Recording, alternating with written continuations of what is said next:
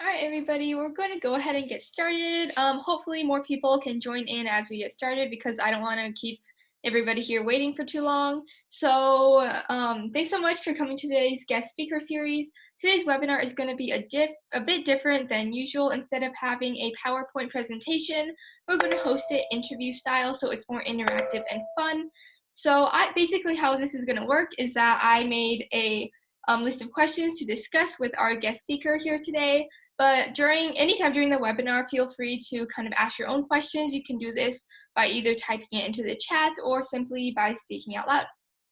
And for those of you who aren't really familiar with 2IE, we host monthly guest speakers on a variety of topics. If you're interested in staying informed of these events, you can go ahead and fill out the Google form that will be linked into the chat sometime throughout this webinar. So if you're interested, go ahead and fill that out. And anytime we host new guest speakers or have any type of event, you will be informed through email. So with that said, we're going to go right into it. Today's webinar is going to be focused on entrepreneurship and starting a startup. We've invited Kenzo, who is the CEO and founder of Rock, an online collaboration platform, to chat and share experiences with all of us, which is pretty cool. So first things first, Kenzo, can you please introduce yourself and Rock? Yeah, of course. And thanks everybody for joining. I think it's a beautiful day out. So really appreciate everybody jumping on the Zoom to do this with us. So let's see. I'll just start with a quick intro about myself. So I've been in tech for about 15 years. Originally, I'm from South America, this tiny country called Suriname. But I was fortunate enough to go to university in the Netherlands. That's where I was doing a PhD, dropped out to do my first startup. The startup didn't end up working out, but I really wanted to stay in tech. So I joined Google back in 2006. Worked at Google for about 9 years in Amsterdam, in London, and then moved to San Francisco in 2010.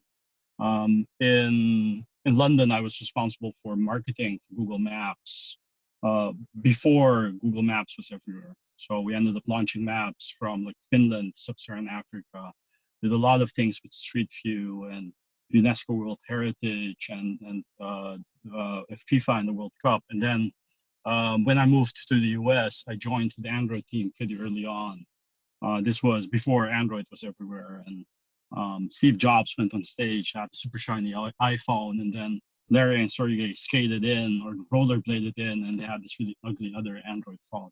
That's basically when I joined the team. So I ended up working on Android for about 4 years, ran global marketing for Android. By the time I left the Android team, then joined Uber in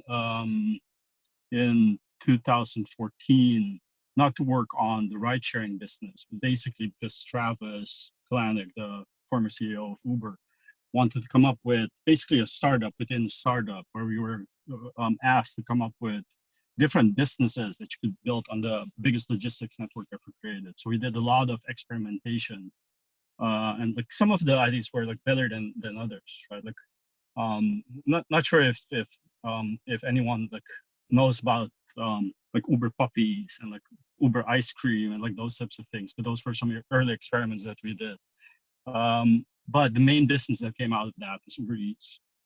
So I ran marketing, growth, and sales for Uber Eats for a couple of years, and then after leaving Uber, did a bunch of other startups, and then decided to found my own startup called Rock, which is focused on workplace collaboration, and specifically with the pandemic and everybody or a lot of people working remote, we think there's an opportunity to really look at like all the tools that people currently use for communication and collaboration, and try to bring some sanity back to the hundreds of emails and like Slack messages and like documents that are spread across all these different apps, and really like make some of those things a bit easier.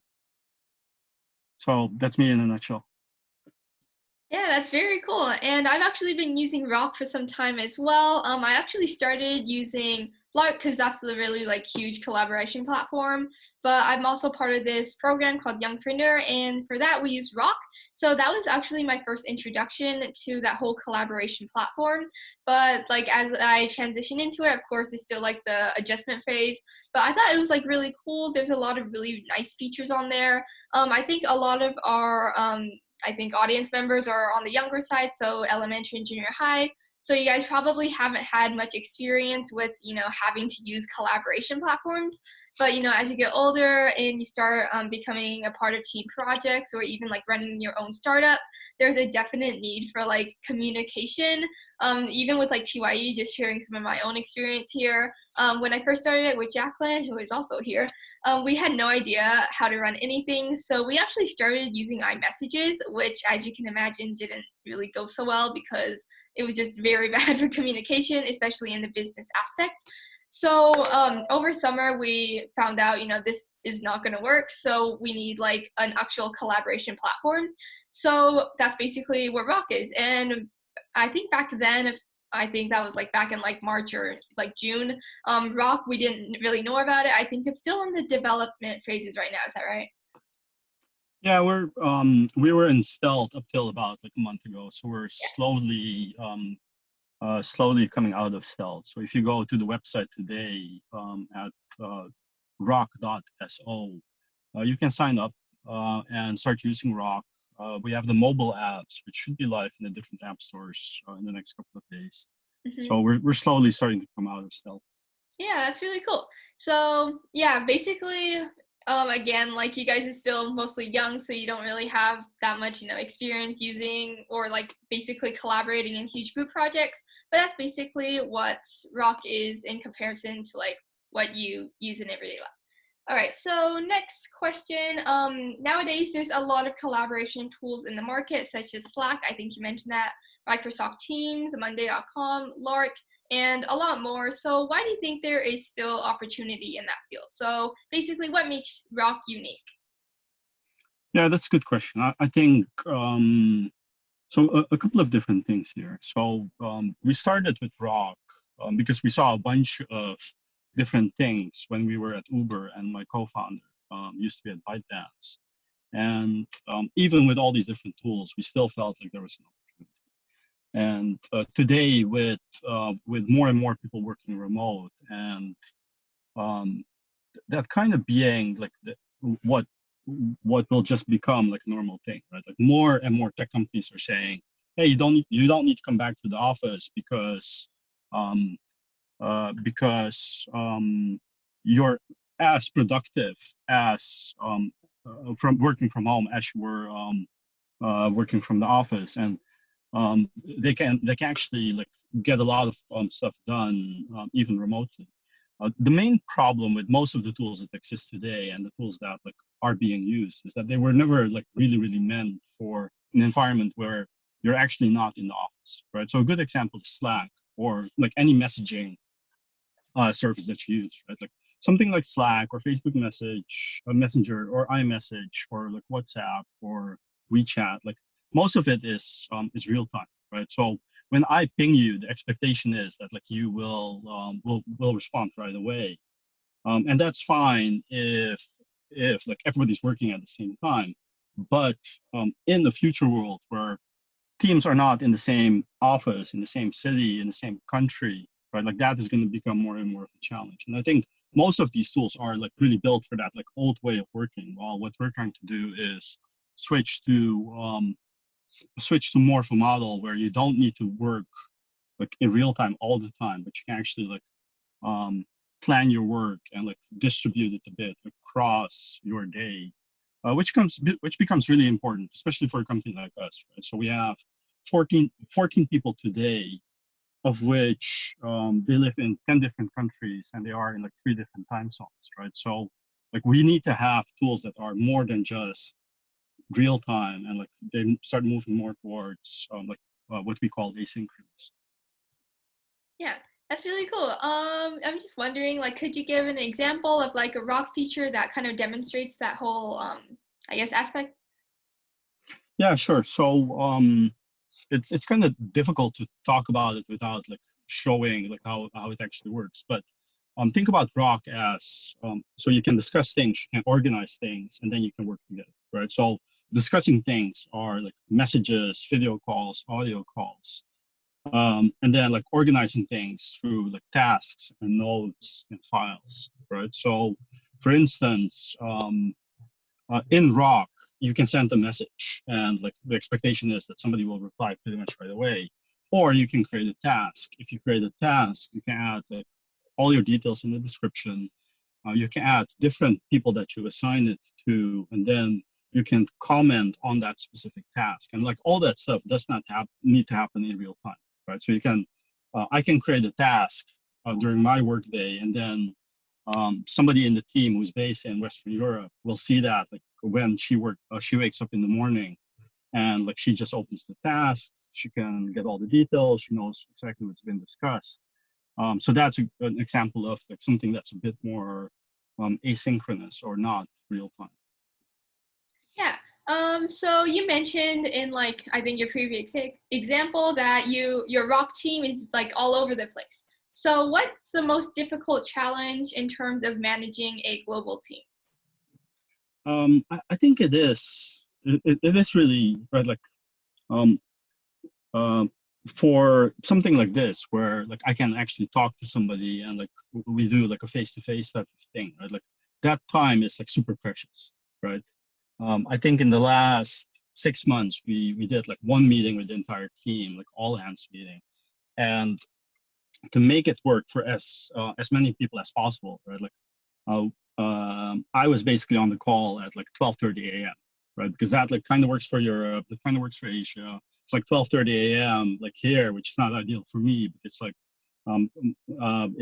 my co-founder and myself are based in the Bay Area. Everybody else is not based here, right? So it is really um, like the time that you have for these types of video calls is super precious. So you need to like, prioritize that and only use this time to discuss things that like you really want to discuss in person.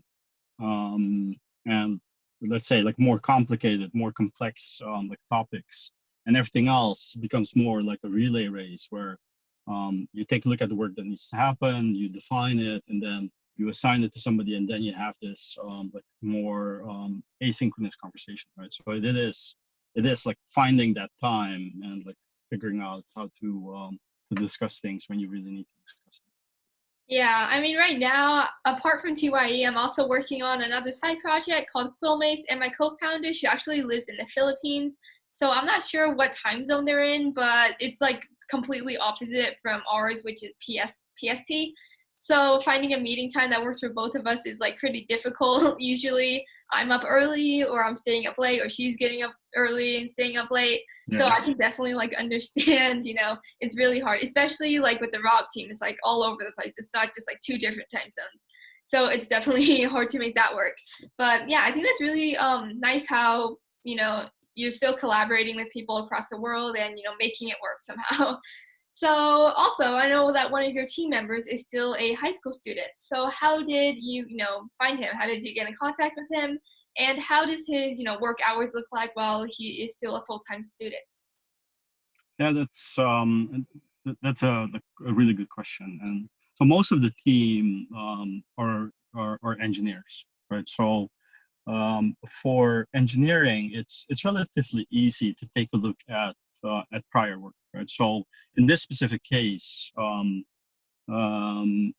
he had a couple of front end projects, open source projects on GitHub. And not sure how familiar everybody is with GitHub, but it's basically a website or a service where you can upload your code, and if you make it available to everybody, and if you have an open source project, that's usually what you do. Anyone can open up your profile on GitHub, take a look at your code, and we basically found him that way, right? Like he had a couple of really interesting open source projects. His code was really solid, so we reached out to him and then did follow up. And it's I think it also applies to non-engineering functions, right? Like if you are, let's say, more focused on creative and you have like writing examples, or you're into graphic design, and you want to build your portfolio, I think for these types of things, I think it's really useful to just build your online presence professional online presence if you're really interested in like getting a like uh, getting a foothold into either engineering or graphic design or creative or like some of these other types of Yeah, and another thing I'm kind of curious about since like I'm also a high school student. So how does he really manage like the his schedule? I know he like does school, of course, like as a high school student. I know everybody's schedule is really busy. So how does he find time to kind of work on top of his already busy schedule? yeah, I think like this sort of stuff is definitely not for everybody, right? So it requires a lot of like self-management to a certain degree. um, and I think in his case he had a lot of time during the summer because school was not in session. But now that school has started again, like he needs to like figure out um, when he can like make time to work on any projects that we have. We do try to make it as easy as possible, right? I think for these types of things, really useful to have like specific projects and specific things that he can work on, or anyone in this situation can work on, and just define that, right? So this is the project. These are the things that need to happen. This is the timeline, or like the time that you have to actually work on this. And then it's mostly a discussion around, okay, so what are the other commitments that you have? And um, like school, like always comes first. And we have, like from our side, we have some flexibility, especially for projects on the engineering side of things, where you can basically say, okay, so there's this like tiny bit of work that needs to happen, and you can like do a good job of estimating how much time that will take. So from a planning perspective, like that definitely works, but it's definitely not for everybody. Mhm.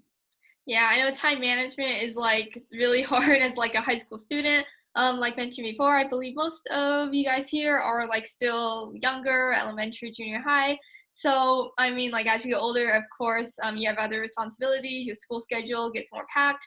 But I think like working part time, especially at like a startup, is like really cool as a high school student. Like, of course, it is more time dedication on top of everything that everybody already has, but it's really great experience and I feel like it's really beneficial. So moving back to the entrepreneur side of things, in your opinion, what's the most difficult part of being an entrepreneur? I think it really varies like what stage of your journey you're on. Right. I think if I had to break this down like step by step and like in sequential order, um, I think the first thing is like you need to find something that you're really passionate about. Right. So because as soon as you start building your own thing, like this is like actually doing your own startup and like growing it and doing all the things, like it's easily like a multi-year project, right? So you need to find something that you're really passionate about and that you'll enjoy doing. Um, and that also needs to be something that is like economically viable, or like it serves a purpose, right? Because yeah, like it's still you're still trying to build a business. So I think that's like probably like the challenge early on. Then depending on like what your skill set is, like how do you find a co-founder who is complementary to your own skill set? Um, then how do you find an early team, and like what type of like people do you need to actually help you build a business? Then how do you actually pay for all of this stuff, right? Do you need to do some like fundraising? Do you need to can you bootstrap things where you do as much as possible yourself together with your co-founder? Then it's like once you start building the product, how do you get the product market fit? And I think that's what is most like um, um, enjoyable for me for doing like with doing my own startup, right? It's almost like you're playing this game, this video game, where like you're trying to up level every single time, and like level one, like you do all these different things, and then at the end of that level, like the next level is like more like difficult and more complicated, and um, yeah, so it really like changes over time. Yeah, I think for me personally, I think the hardest thing of being an entrepreneur, of course, there's like a million different like things that you have to overcome in order to be successful. But I think in my experience, something that's really difficult is having to like slow things down and make sure you have the fundamental foundations before you start moving up, making more projects, making your business or your startup more complex. Because for 2IE, at least I kind of mentioned before, but we started with absolutely no business knowledge or preparation whatsoever. So within the first meeting, we already had a Facebook group, we already had a website on Wix up. So we basically had everything. It was like really messy. So I think, especially like now, since I'm working on my side project called Quillmates, it's really important to take things one step at a time. It's really exciting to dream and wish about all these really cool features that could be added, but it's always important to start one step at a time, because if you think too big, then you can't even start small. So I think that for me, that's the most challenging part, just toning things down and making sure you have a working platform before starting to add these really cool features in. So, next question. I know a lot of people say anybody can be an entrepreneur. So, in your opinion, is that true? And if you were to be an entrepreneur, what kind of skill set, or yeah, just what kind of skills would you really need? Hmm. Let me think about that a bit. Um, I would say anyone can definitely be an entrepreneur, but like it still goes back to some of the things I mentioned earlier, right? Like you need to be passionate about like whatever you're doing, and like you need to be like by definition a self-starter, right? Like you need to like want to build something or do something. Um, so and you need to be very like pragmatic and very you need to be very good at like prioritizing things and like figuring out like what needs to be done today versus like what can we do tomorrow, right? But having said that, I do think I do believe anyone can be an entrepreneur. Um, um, but I think once you are like in that like mindset of building your own thing, I think it's more difficult to actually then go work for somebody else, right? So I'm not sure if the like going from entrepreneur to like employee is like the best thing, but like the other way around, I think works pretty well. Yeah, I know a lot of like entrepreneurs, they're like they like being in charge of their own projects. They like, Yeah. managing communication roles and everything. So I definitely think like it's really hard going from like an entrepreneur, you run everything. People, kind of have to listen to you, to, working for somebody, working for a business. Even now, like as a high school student, when I think about my future, I'm like, wow, it's going to be pretty hard transitioning into like a, company, I guess, formats, work formats. So, I mean, it's definitely something to like consider before becoming an entrepreneur. But I too believe, anybody can be an entrepreneur. I know it sounds like so daunting and intimidating. Like there's a million things that you have to know how to do. But everybody starts somewhere. A few months ago, I had no idea. I had no business background whatsoever, and so I partnered up with some of my friends who also didn't really have any business background, and we sort of lifted 2IE off the ground, and we kind of made it into an organization, which it kind of is today. So honestly, I believe anyone can be an entrepreneur. It's just really important to get, the skills that you need. And most of the stuff you'll learn like along the journey. Like when I started 2IE, I knew nothing. And now I've progressed like so much, and I think most of my team members have too. And we know a lot more about managing an organization, communication. So running a startup or a business organization, it can teach you so much. But again, there's a lot of things to consider before jumping right into it. So I know nowadays a lot of high school students, speaking on behalf of all the high school students here, they all want to be entrepreneurs, especially here in Silicon Valley. Everything is super tech orientated, and some of them already, launched the products. Some of them already like started a startup. So can you provide some advice for the high school students that are, ambitious and want to be an entrepreneur? Yeah, I think um like thinking back on like a bunch of like earlier stage stuff that I worked on as well as rock, of course, I think um it's important to think about like one, like what's the like product or service that you're building, right? And like you should be passionate about it. You should build the best product that you can build, or like create the best service that you can create. But that's just one side of the coin, right? Like the other side of the coin is how do you bring it to market? Like how do you do marketing, sales, growth, um, And like this is like usually the case, or this used to be the case, where some of the startups or some of the things that I have had seen like were let's build something amazing and then we will find like people who actually use it, right? And it's and like that whole like concept of let's build something and people will come, right? Like does not like really work, especially in like pretty competitive spaces, right? So it should be build an amazing product and like also think about like how do you bring it to market? How do you get your first like 10 users, 100 users, 1,000 users? And then how do you like connect the two, right? Like how do you build an amazing product, but then also get like feedback from users, then feeds back into building an even better product. And make sure that you don't like disconnect like those two different things because they are like very related to each other. Mhm. And building off of that, I know, I think this was a question in the chat. I think it was a private chat as well, but I can relate to it from experience.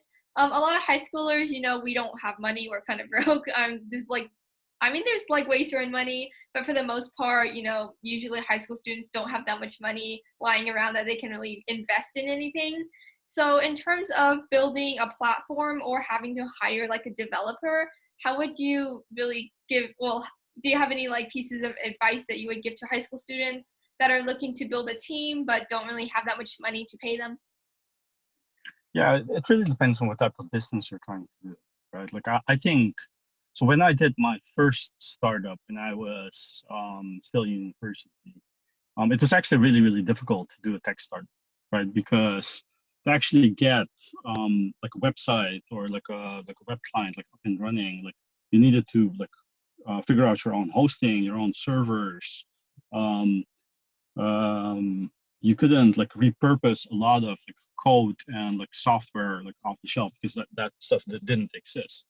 If I compare that to where we are now, right? Like there are so many tools out there where, let's say, e-commerce is a good example, right? Like um, nowadays you can just do like Shopify and like sign up for the like first like tier that they have, and like you have a like a e-commerce website running within like an hour or like a couple of hours. It's like maybe not, maybe a bit longer, but like it's super easy, right? And the same thing applies to like some of the other like tools that are like available off the shelf, right? So if you want to set up a quick website and you don't know how to code, right? Like just use Squarespace or Wix or like one of those tools, right? So I think there's a lot of stuff that you can do, depending on like what your business is, to just get something up and running.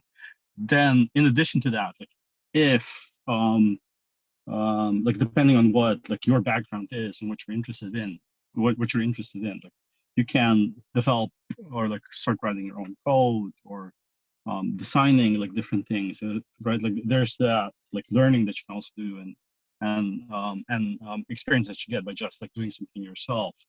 And then if you have like some money to invest in your business, right?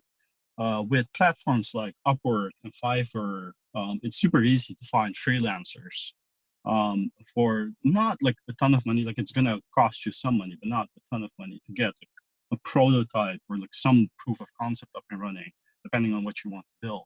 So there are like pretty like low barrier to entry ways of getting something up and running. Yeah, and I think nowadays there's like so many resources out on the web for everybody. I mean, a lot of people, even like high schoolers, almost like I would say like maybe 1 in 10 people already have an e-commerce site up on Wix. They're making like a clothing, I guess, shop. People can buy like used clothing, maybe a bakery, online bakery or something like that. So there are a ton of resources like available for basically anybody out on the web. So I think that's like really helpful in terms of starting a business. I know for TYE, our site right now we have our own domain that we're connected to. But in the beginning, if you guys are here for our summer section, you'll know that it was on Wix originally. So we hosted it on there, but we moved it to our own domain. So there are a ton of resources out there. You can definitely start small. You don't have to like go all in to it, especially like at the beginning, because I talked about taking things slowly. You don't want to go too fast all at once. So yeah, right now there are a ton of things, so never feel, I would say, like held back, even through like age, even if you don't have money to spend on somebody who can help you with the stuff that you don't know how to do, more like code and engineering, because there's so many like platforms out there that you can use, and especially with like Fiverr and Upwork, you can always find like a freelancer to help as well.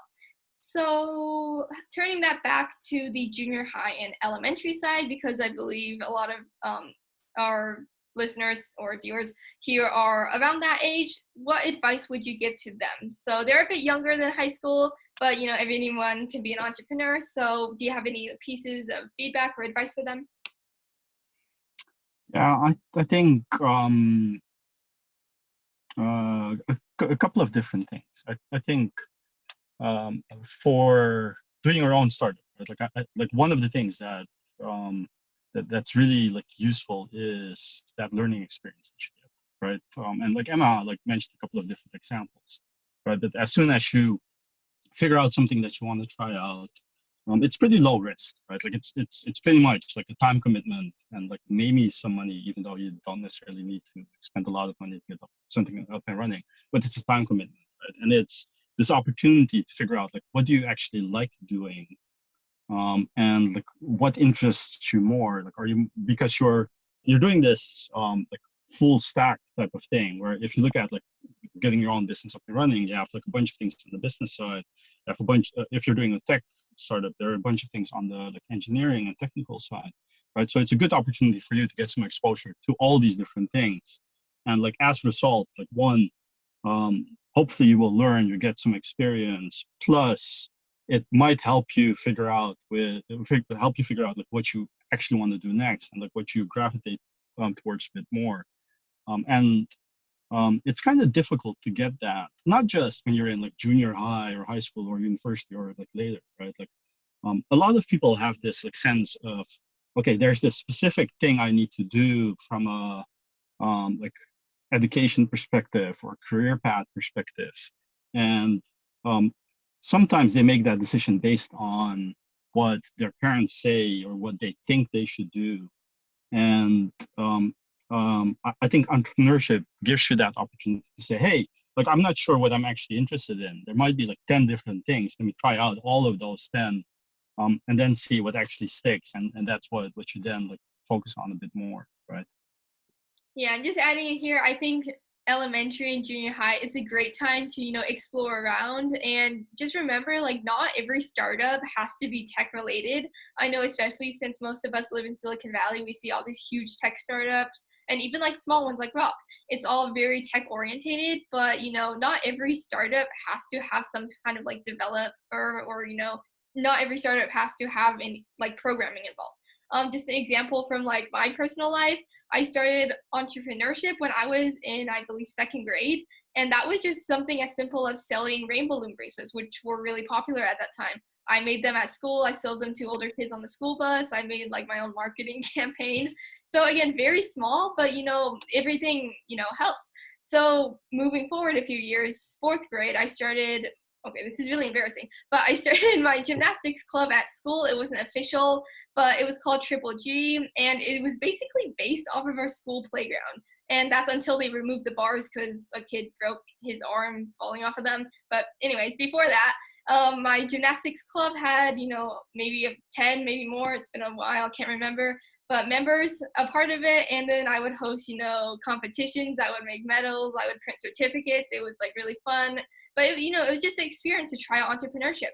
And even at that age, I like had really no idea what I was doing because, I didn't really think of it as entrepreneurship or even running a startup. It was more like taking one of my passions and turning it into something that would help benefit others and would help me get more experience in that field. So those are just two like random experiences from my life when I was younger in elementary. But definitely it's never, too young to start. You can definitely do anything. I know right now, along with Jacqueline, we volunteer at our school's Kidpreneur program. And what they do, they basically make lemonade products, and they make a marketing campaign. They make a whole business plan. And their goal is to sell as many products as they can. They make and sell them and donate the money to charities.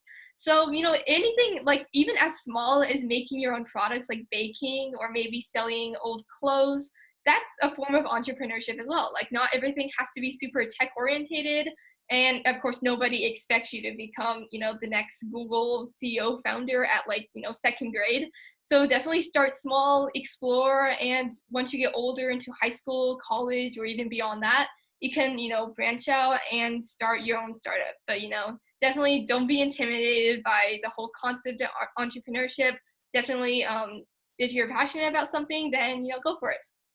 So yeah, those are just some examples and experiences that I wanted to share. So I think we have a few more minutes. So the last two questions. Do you recruit high school interns for Rock currently? So we clearly have like one high school student working with us, but it's more like an exception to the rule. And I think it's about like finding the right person with the right like background and like potential, and also having the right projects that person can work on, right? And like in our case, like we're still like pretty early, um, so depending on like who you end up working with, right? Like you end up spending like as a manager, you end up spending more or less time with that person. So it is this consideration around like um, have we found like somebody that like we think has a lot of potential? Do we have a project and do we have enough bandwidth to actually work with that person? Yeah, very cool. All right. Last question as of now, unless if anyone else has any questions, you can go ahead, type them into chat. We'll definitely talk about them. So, do you currently have funding for Rock, and where do you see Rock in the future, maybe like 5 years or 10 years from now? Yeah, that's a good question. For the longest time, we were like self-funding things. But then when the pandemic hit, we decided to take some investment. So we have some investment that like will basically keep us running for the next like 18 months, which is typical like Silicon Valley startup like runway thing. So we'll see how things go. I think for the next round of funding, right? Like for every like subsequent like round of funding, you need to like prove growth. You need to like build out the product and like do all these different things. But we're in pretty good shape to keep on building it and to keep on growing.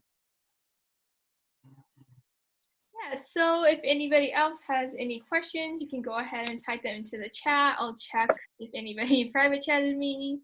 Um, okay, one question, which I guess we kind of covered, but I'll just bring it up again.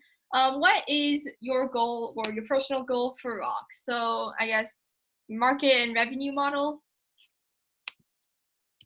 Um, hmm. What's my own personal goal for Rock? I think in the same way that like I've been fortunate enough to work on things like Google Maps and like Android and Uber Eats, right? Like I think it's a lot of fun to build something that like a lot of people can use and like actually see value in, right? And it's um like before Google Maps was as widely used as it is now, right? Like there wasn't, especially in Western Europe and like in Africa, there wasn't really a good like mapping tool to like figure out like restaurants nearby or going from A to B.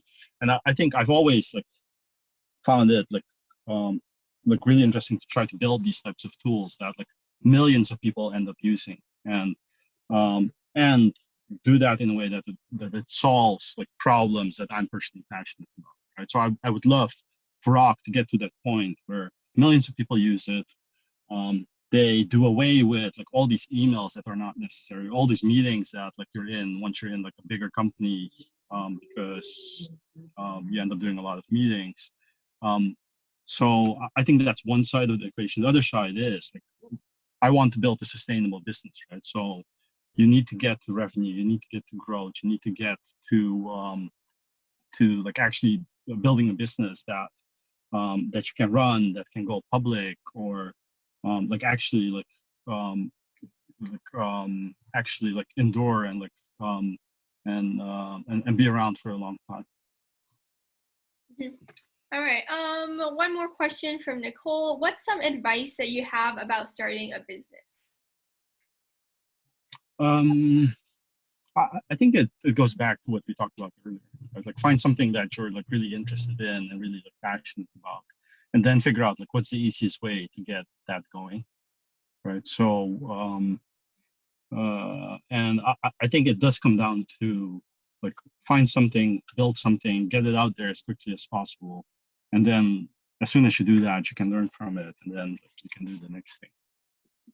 Building off of that, another question, what would you say are like the baby steps, I guess, after you have an idea? What should you do after that? It depends on like what type of idea it is, right? I think something that's like super easy, doesn't cost you anything, is basically you just talk to people, right? And like that's what we did like super early on when we were doing rock. Um, is we said, hey, like we're thinking about like building this thing. What do you think about it? Right? Like, does this like solve a problem that you have? Would you be interested in it? Would you pay for it? And those are just conversations that you can have with friends, with family, with people that you know. And it's a super easy way to do like validation, for lack of a better term, right? Yeah. And this is even like before you decide, hey, let's set up a website, or let's do like something with like Shopify, or let's try to build something, right? It's a super easy way to get better like view on like, does it make sense, or like does this like idea that you have, does it make sense?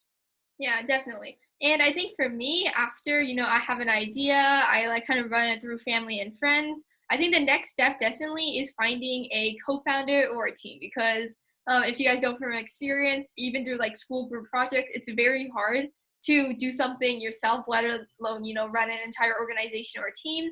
So kind of building off of that, if I have a business idea already, I kind of ran it through family and friends. How do I find a good co-founder or a team if I don't know anybody? Yeah, that's usually like the biggest challenge, right? And I think it does become harder the further along your career you get, and like and if you want to have a co-founder with a lot of relevant experience, right? I think it's probably easier when you're still in like high school or like university, because people are looking for like, what do I actually want to do? Right? Like, do I want to go work for a company? Do I want to build my own company?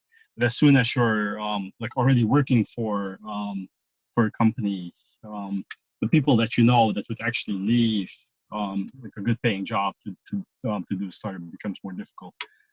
So that's why I think a lot of startups and startup founding teams are like in general like skew a bit younger, because it's just easier to find a co-founder who is passionate enough, crazy enough, and like wants to build something.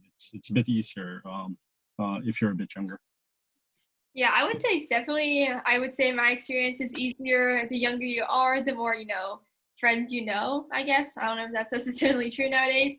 But, for me, my co-founders, obviously, I'm not going to find somebody like much older than me who has like so much more experience because, with age comes experience. So I think, no matter what I do, I always try to go to my friends first because, I'm already close with them. And although, we don't have that much business background, if you know somebody and you're both passionate about something, you'll somehow find a way to make it work.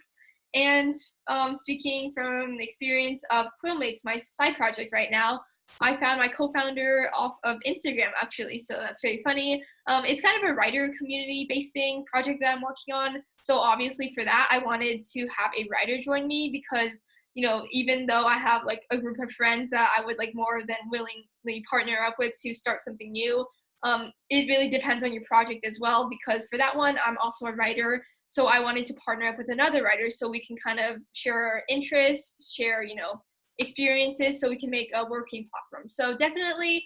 It is challenging, but try to reach out to your community, your friends, family members, see if they know anybody, and make sure to keep the topics similar, I guess. I don't really know how to describe it, but make sure your co-founders also share a passion and similar interests as you. All right. I think the last question here.